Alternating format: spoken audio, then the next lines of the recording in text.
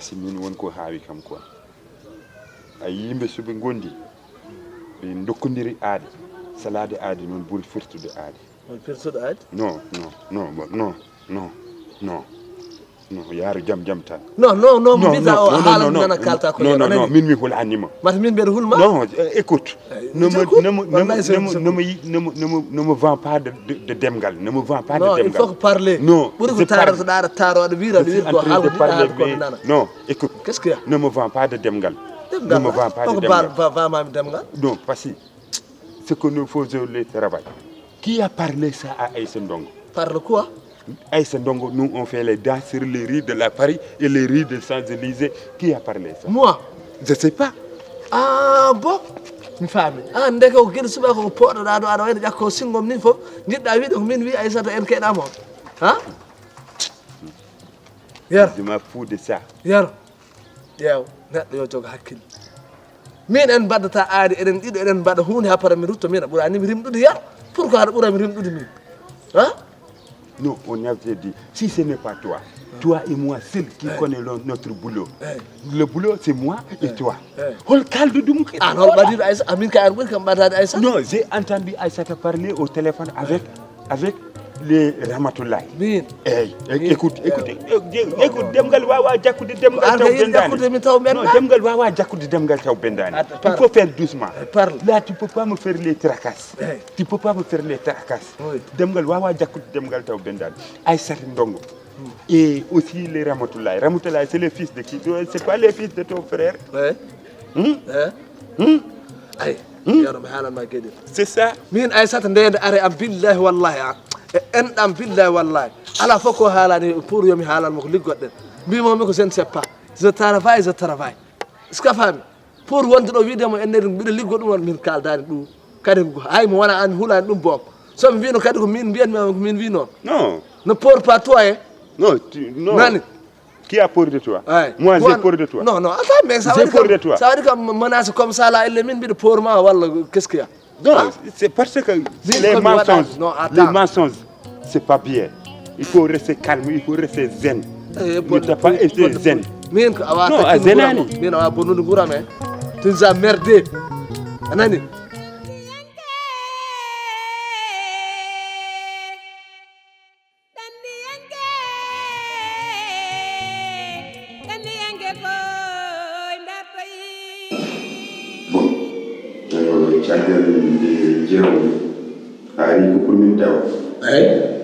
Bon, j'ai réfléchi et j'ai beaucoup réfléchi aussi parce qu'il y a l'autre jour, ma soeur et ta fille, comme ils ont parlé, c'est la honte.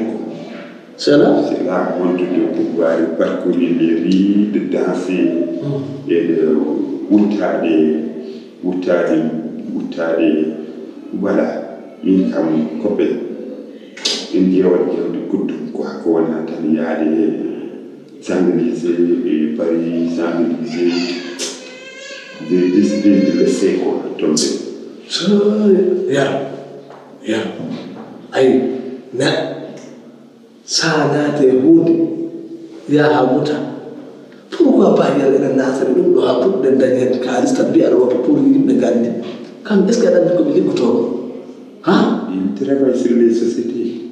Nous, on n'a pas de société. Ah, merde. Anani. Min tan ka kudre min wala ta pedde kadi na ta pedde adum mashallah atam bravo ade yelo ta ade bibe kadi jotne en kam kalis be aro. On a dum do ni nyande Ramatoulaye odo. Non di amen bi ani bi wuro mo ci groupe wondi futi ni dum woni liggey amen. C'est pas les musiques am. Tellement haut. Si, yes. Bayar min helsi kam. Min fekkir mo biyan mano ruwa mo biyan ma deke wona hay par. Mor. Billahi helsi kam. Yaro an do bewtu e yaro an sanati do billahi wallahi Allah ni. Ala fini. Barki salatu fati yaro Allah. Ala fini. Yaro ka jam sonde. Ala fini. Yaro an o nan ma min yeena ngam ma kalisi Nous avons sauvé au niveau de l'Espagne. Nous avons dit à moyen nous avons sauvé. Si nous avons sauvé, est-ce que nous avons yow barke salatul fatika jaffi an hesta yo min tey billahi kam bab min tey mo mi tam barke salat an hay bab ne me répète pas les paroles de Baba ne me répète pas les paroles de Baba billahi wala an hesta ne me répète pas les paroles de Baba min kam bab ya kam bab kala no toi c'est bida si c'est le Baba toi c'est le oublié le porc épique bin kam bab an la porc épique ga jam la porc épique an ne ka kullu re ta pet ça Vaurier, toi. Vaurier, casse le gueule.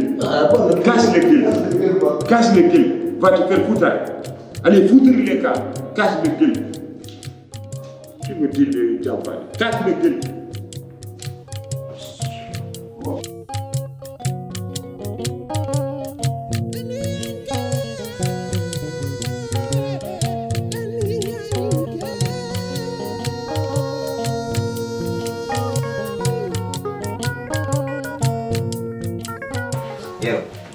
hande ko min nodduma ɗo jimmi ko par ce que guila garɗa ɓooyi kana suwa to ligga to jimmi ko ƴewandema liggey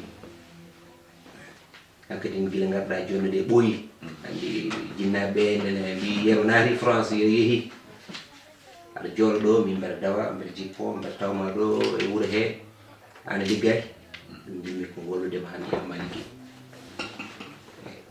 min kam won liggey mo miijonnoomi min jewtidi heen e Aissa kono min paamonndirani liggey o min so yiino wallude kam o jewnan kam oɗon liggeyta taade annene kadi ka seydam min ma gila hanki wonno taw hannde arani donc sa wi aɗa jewnomi liggey haɗa kam jafde mami haalan liggey mo jiimi ɗum woodi eyi min noon liggey mo jinnoomi ko debbo Touba debbo Touba eyi mi ƴeewa debbo Touba mi resamo kala ko cohlumi tan o waɗanami ɗum kala ko cohlumi e pour Afrique o waɗanami ɗum e te min mboɗo hooli hooram mboɗo hooli hooram mboɗo anndi somi dañi debbo Touba somi resimo ɗon yontere o wiye jonte ɗiɗi kala ko kaami ko ɗum o haala min mboɗo hooli hooram de sécurité haɗano janimi yero yo majjanima enen mawnide gila Afrique kadi min adima ɗo en hay so ñalgo goto kono est ce que a miijima e debbo Touba mo jiɗaɗa liggey ƴeewa debbo Touba resde ɗum est ce que a miijima hen feewi miijimi hen gila Afrique miijimi pour resde debbo Touba gila Afrique gila mi ara par ce que debbo Touba sa resi ɗum mi arta galle ma de holko saabi debbo Touba sa resi ɗum ko gorko mum kañum a perdi jinnaɓe ma a perdi mbiñen hay bandiraɓe ma rewɓe sen nodduma téléphone man ɗum ɗo o yiɗa aɗon maydata tôt ou tard on ceerta ɗum kono min sako sagam a arat mi ƴeewma liggey rono ɗo fewnte oroji to oroji to eyyi walluma ha mbatta liggade ɗum kono debbo Touba wona liggey kadi son desdiri on maydata ngat sehlama nattat arde hayso yummari ɗo suusa arde ron ala nden mi warat ni nden mi warat Touba ko noon wayi nden mi warat mais min taw sagam e arat feere fof no mbammi mi nanduma rono mbatta ligga toon équipe suba ne woodi équipe kihiide ne woodi équipe jamma ne woodi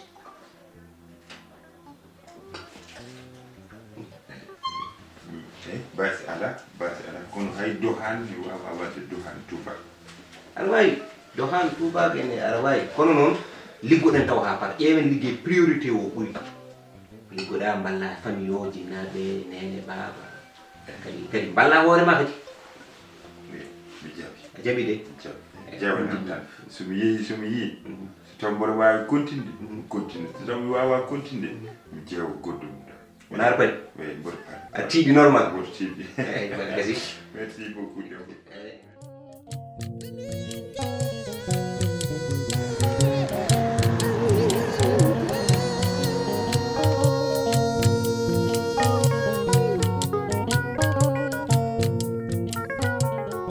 Aïssa min wonko jinmi yewtude e maɗa mbiɗa heeɗima Aïssa mi jewti so taw jawanmi ko moƴƴo tan an ɓuuri kam moƴƴude ala ko waɗani mi gilani nanmi France ha joni ne woodi ala ko ganduɗa tan mi waɗanimi ɗum e caggal ɗum ɗon fof noon sa yi min nene garmi ɗo en jettumi laarde ko nenam saabi ɗum nenam saabi ɗum saabu o wiyanno kam Aissa ko debbo an ka gorko Aissa nan ni yeehi caggal leydi an a yahani caggal leydi adani do adani jog Allah e sago omoni waɗa hunde kala hande Aissa min somi mayino e lawol ngol holno mbaɗanno wona perdi de sa mayi somi mayino e lawol ngol holno mbaɗanno a perdi yimɓe goyat balɗe ɗiɗi o forsi kam mi ari ɗo en itte ndi ɗo leydi sa janggani a duminani a famani aduna ko yarde a yawata yaltude hen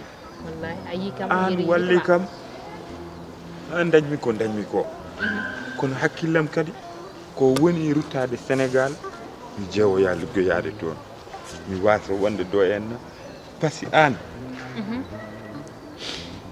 woto woy yeero woto woy goyna kam yeero woto woy sobal woto woy goyna kam aɗa andi ke hakkude ko kalɗa ko ɗum ɗon uppir ɗum yummiraɓe ɓe ɗum ɗon enen yeero nawarani meɗen so gonken ɓiɓe baba kono en potan jaggodirde ɓinngu baba o anani woto woy noon goyna kam par ce que a bonni ɓerde aɗa wawno wiide oɗo ko ɓi baba somi ari min tama kono guila nde garmi ha joni liggey e goddum e fof aɗani daro hen heɗemi haalama min jaggiranimi ɓinguel baba min jaggirmami ko enen jogiyumma e baba yam kono affaire e ɓinngu baba ngu ko kala haali yumma ko ala probléme ɗum ɗon uppir ɗum mairuji wonɓe toɗi enen ko ɗon gonnen anani tinno woto woy noon ko ɗum ñaguimami tinno ɓerde maɗe capannayo maayo ɓe maayi e maayo ngo yimɓe capannayi ɓe maayi lawol ngol kono min Allah waɗini kam sutura han jettumi ɗo henna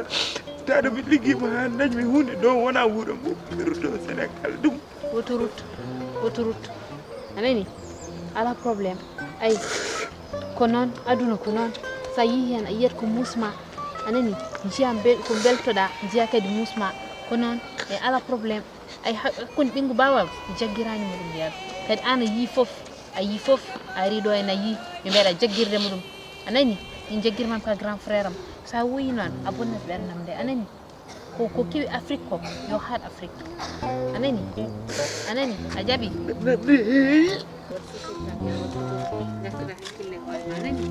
artir hakkille hoore ma woto woy sa woyi min komi miñi a bonnat ɓernam min tan e ma goni ɗo so an ɓuuri aduna hawri ala poɗɗo no mani aduna hawri ala poɗɗo no mani min sitani ko jiidunoɓe e ma baɓe ko hande mi nangiraka wiide ma jiiɗi baɓe nangiri baɓe ka mawnam mi wona mawna an woni mawnam Allah waɗi ko an waɗi mawnirade kono ɓe mbima hay cukalel en jogoto hay cukalel en jiro mawɗo hakkille anani ko noon ala probléme arti hakkille hoore ma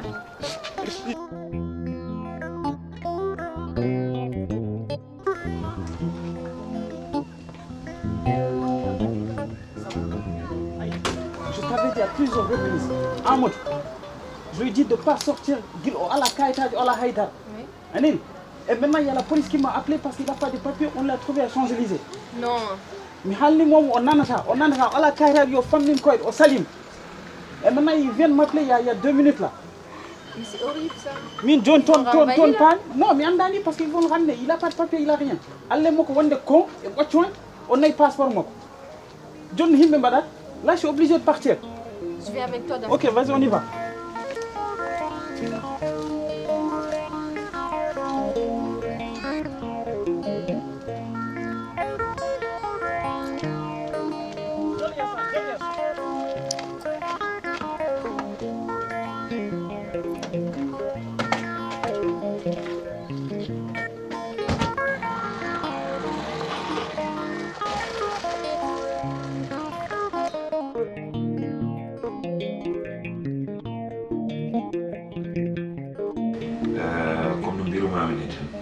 suusa yaade kadi taw mi waynakimo mi suusa yaade kadi mi tintinani ko taga kam yaade sabu nomin garini kadi e jabbima men bismima men en mbawa yaltirde kadi noon tan taw accinani ina haydara wona respect mo jiirani kadi neeti kotonen pour nakke min ngari ha tomani pour haalandema komin piiɓi wadde ko non idée mo joguiɗa o c'est très bien merci kadi ne moƴƴi arde ɗo en tan ne yahane ame laaɓi en pour heɓde kalis walla ɗum ɗo wona hunde yonde kadi addu mon ɗo en ko liggade ha mbawon jangde nafon koye mon yo joni idée mo joguiɗa o a yi amadou so joguino ɗon idée aɗa andi tampara hande so yi kalis mo waɗi o joni so naftorima ɗum ha o sohlani noon mo ara ɗo en o wonnanno toon o liggoro ɗum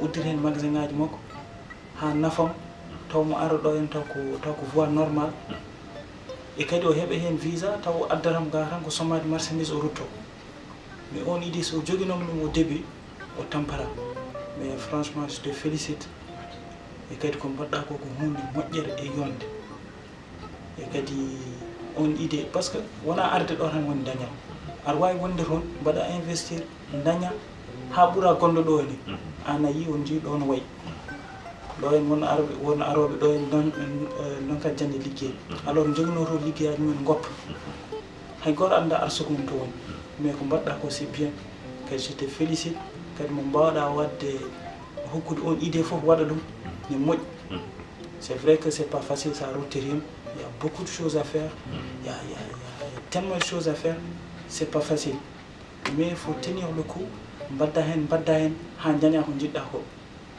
kadi mi weltinimam no fewi yo Allah newnu c'est une très bonne idée puis c'est un geste noble kadi horde jaɓa e goto ittuma hen tinnoɗa hen no fewi inchallah mi weltinimam inchallah jana wonana kam duwaw tan bismillah Nangenge boy la payi